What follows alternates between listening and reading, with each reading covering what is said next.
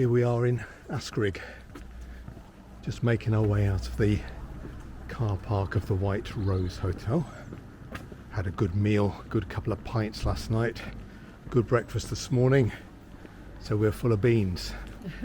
literally and metaphorically.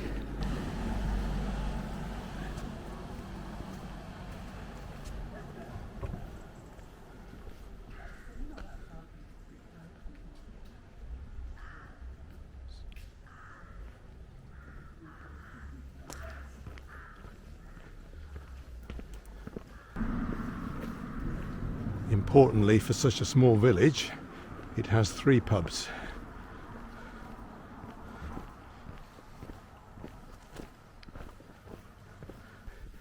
And we're hoping just to rise up above Wensleydale and then head about 4 or 5 miles east towards the village of Carperby, where we may find a glass of beer awaits us at the Wheat Sheaf. And then we'll head back, probably the same way back. We might find a slightly different route. Lots of paths through Wensleydale, and paths and bridleways. And it's new territory for us. How you doing? I'm not sure you should be out. You're not meant to be out, are you? What are you doing, Poppet? Hey, what you doing? What you doing, Poppet? Hey, you're not meant to be out in the road.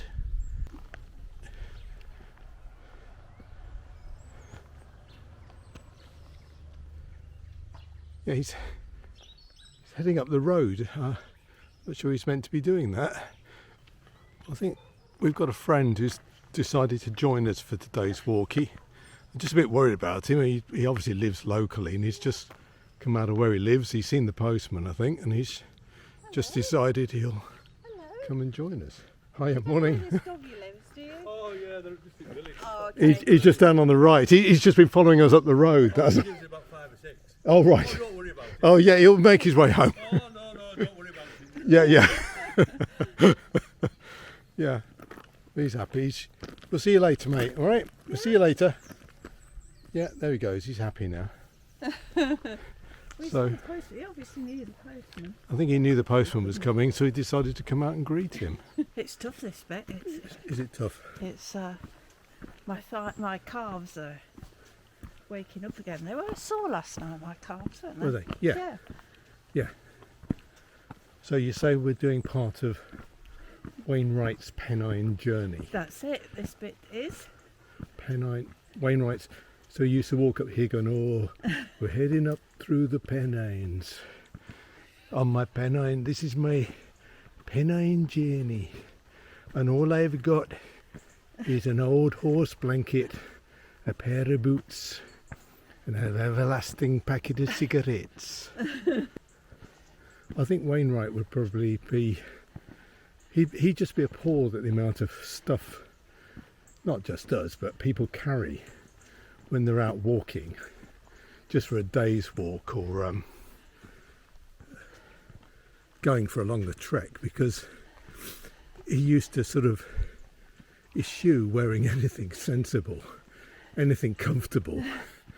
Well, apparently that's what seems to be the case. And then he'd go walking all day, or we'd go walking for an entire weekend without a single change of clothes. And then on a Monday morning, he'd get the early bus back to work in the Treasurer's Department at Kendal and sit down and work. Well, it's a wonder anybody ever wanted to go near him. Oh, they didn't. Maybe that was the idea. I suppose perhaps that's the idea. He was not a terribly sociable person, so perhaps he kept everybody kept out of his way. They said, oh, stinky Wainwright's back. Don't go in there today. It was a glorious day yesterday, Friday, coming over from Settle, about 27 miles, 28 miles, and it took almost an hour to do the journey because the roads are so twisty and turny, so serpentine, lots of hills and dales, but quite happy to take your time. Beautiful, beautiful views all the way, and constant warnings because there was a race on for the Yorkshire Three Peaks. so you were constantly being warned about there being runners in the road and so on. Didn't see any. I think they'd long gone past the bits of road we were going down. But it's not bad today. It's a little bit cloudy, little specks of sunshine. But what we should find is, well, we're already finding, you get these wonderful vistas west and east along Wensleydale. Now, some of the other dales are narrower and more twisty, so you don't. They are charming in their own way. Wensleydale has this grandeur to it. It's the biggest of the Yorkshire dales, rich for sheep farming and dairy farming, but you get these huge views because it's such a wide valley, so it's almost a little bit hazy, a little bit misty, and then you get these specks, little bits of sunshine. So the flat top hill opposite is Adelborough. Very distinctive, actually, very distinctive. Or Adelborough. Adelborough. Adelborough, sorry.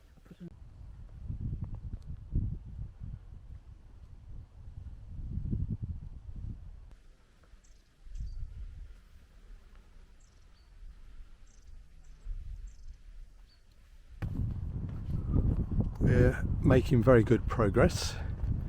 Just had our coffee stop and enjoying still the wonderful wide views you've got at Wensleydale, and you can see why this part of the Yorkshire Dales is well renowned for its dairy farming. The number of rich pastures there are, and the milk obviously goes off to the dairies or to the creamery for Wensleydale cheese, which I think is one of the finest English cheeses you can get, along with Stilton and a good cheddar. But a good Wensleydale is something to enjoy. Now we've got to pass between our friends here, so we'll give them a bit of a wide berth.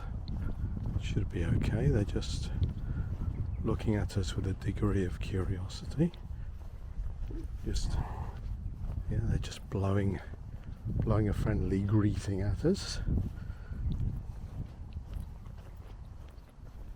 as we head to the gate. They're just resting in the mild weather, and then there's a rabbit or a hare making its way under the gate. Mind you, that rabbit or hare, I don't know what it is. It's a little bit dozy. Perhaps it's just a rabbit just making its way through there. It's quite a big one. It's bigger than ones we see near us, isn't it? Ones we see near home. So it's got a good size one. So the inevitable gate to get through. We'll say cheerio to our friends. They're all watching us nicely just to make sure we leave and shut the gate. There we go. And is it saying, it says Bridleway. Oh, yes. Bridleway, it says. Obviously making a little bit of a descent. Can't remember what that place on the right is called. We just looked at that on the map, but it's obviously got a name, hasn't it? So we think that's Woodhall. Yep, we do indeed. We think that's Woodhall down there, this sort of hamlet. And we know we've got to keep going down a little bit, but we've also got to look out for a little bit of a left turn, because we don't want to go down right down to the road. I think there's a green lane opposite. Yeah, that looks promising, doesn't it? Yeah. Yeah.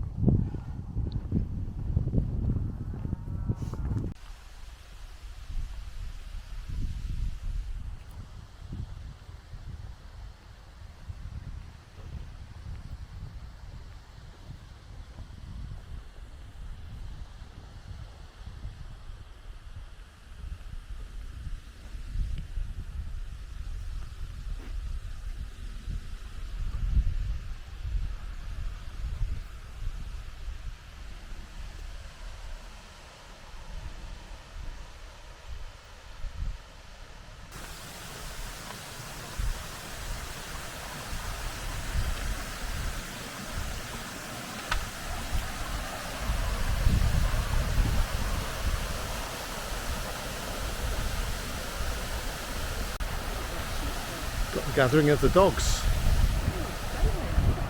We've got scrambling dogs.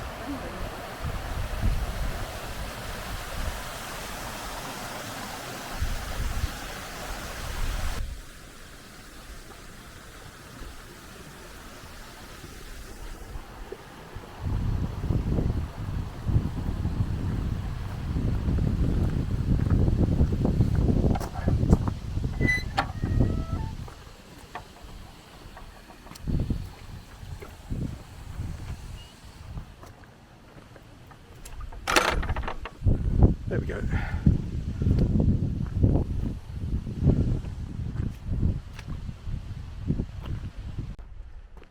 Still got these big limestone cliffs on the northern side. Tremendously impressive.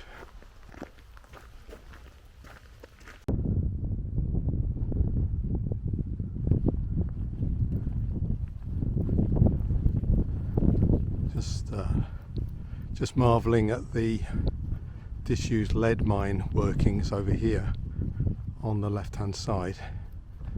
Always remarkable that you come to these areas of quite remote areas of countryside and you find the remains of industry probably from the 18th, 19th century, maybe the early 20th century. Similar to the areas just north of here in Wensleydale, where you get to Crackpot Hall and the various workings above Keld and Reeth. So this is similar to that. Not quite reclaimed. A lot of it's still very, very barren over there. Well pitted, the scar edge over that side. Very still at the moment through here. The wind's dropped to almost nothing. But yeah, it's quite a strange change in the landscape just briefly, where industry has gone on for a while and nature very slowly starting to reclaim that. Almost at our destination, or at least the halfway point for our walk, because we've obviously got to walk back. That's Carperby down there, and hopefully we'll find a pint at the wheat sheaf. And I'm just enjoying looking across at the grid layout of the fields up here in Yorkshire, in Wensleydale. And of course this is how in the New World, in the United States and Canada, they got the idea of laying out their new cities in a grid system. It was because the migrants from Yorkshire going over took their field pattern with them, and that's how the cities became laid out on a grid or block system, exactly imitating how the limestone walled fields of Wensleydale were set out. This is Carperby. So it's found in the Domesday Book of 1086. The name probably comes from early Scandinavian settlers, with by meaning farmstead and kjar meaning a bushy, boggy area in Old Danish. So, very old village. This village green. And from the mid-19th century, or mid-17th century, non-conformism began to sweep through the Yorkshire Dales. The first converts worshipped in each other's houses, but eventually they built their own chapels. So we got a Methodist chapel and the Quaker building, the Friends Meeting House, which is this building here. So we just got the sound in the background of somebody busy doing the hedge trimming or strimming or something like that. So it's a bit noisy. Other than that, it'd be wonderfully peaceful. So here's the market cross. All sorts of things on there. Various some new age slogans and things. So we'll carry on. But the most important thing we're looking for is the Wheatsheaf pub. Where there's a vicarage, there's normally a church, and where there's a church, there's normally a pub. Oh, there's a little symbol on here. What's this symbol on here? Look.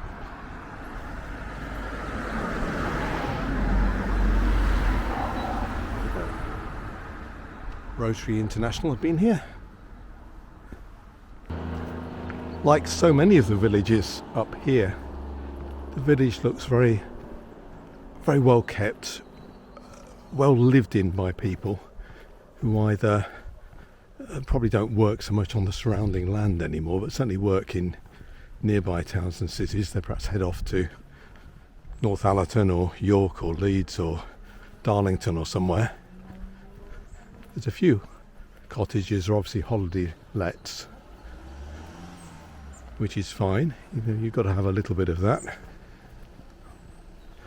I guess the problem comes when villages are just completely dominated by rentals. But here's the Wheatsheaf. They're advertising black sheep beer. We might be able to find a seat outside, settle down, have a beer and a sandwich.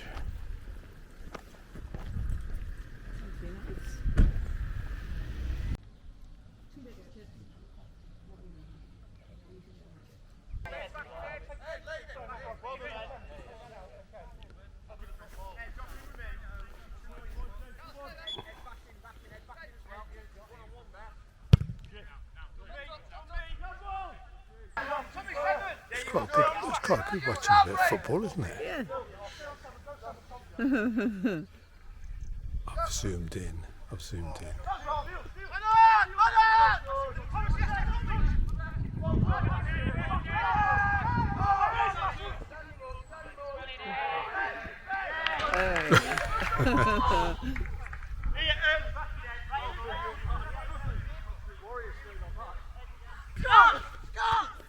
Oh, that's a good ball. That's a very good ball. That's a even better ball. Oh, that's a good block. That's a good block.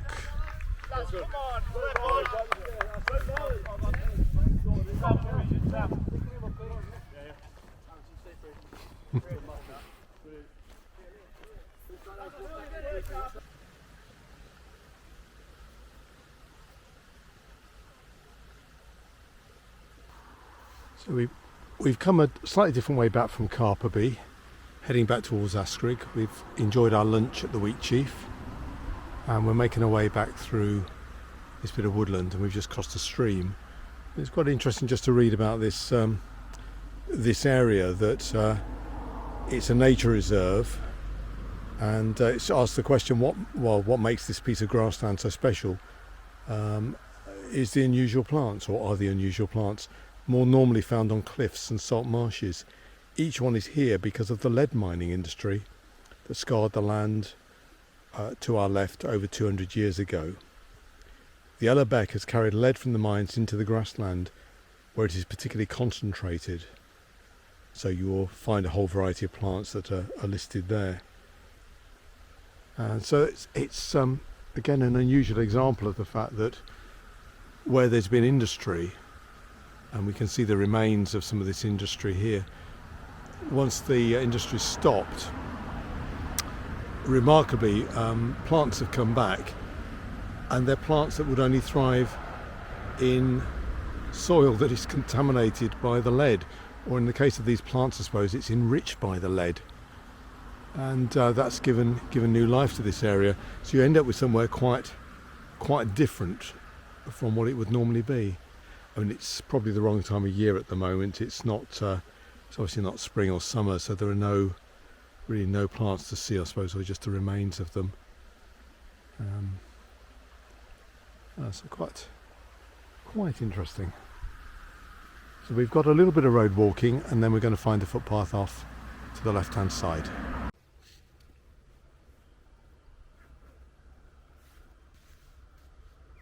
Hello, hens.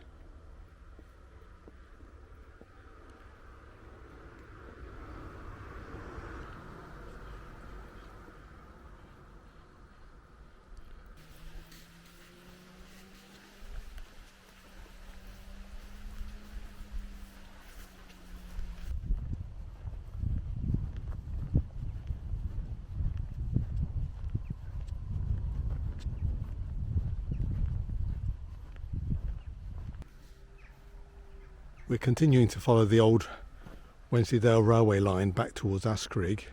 We pretty well got to the the lowest point of Wensleydale, which is where the you actually meet the River Ure. That's URE, the River Ure, as it makes its way from the where it rises over in the west, and it makes its way east. Not quite sure which river it flows into. It might flow into the Ouse somewhere, and then heads off to the North Sea. Whereas when we were in Settle, which is not far away, the Ribble there obviously flows out to Preston and the Irish Sea. So coming across from Settle to Askrigg, we obviously crossed the divide.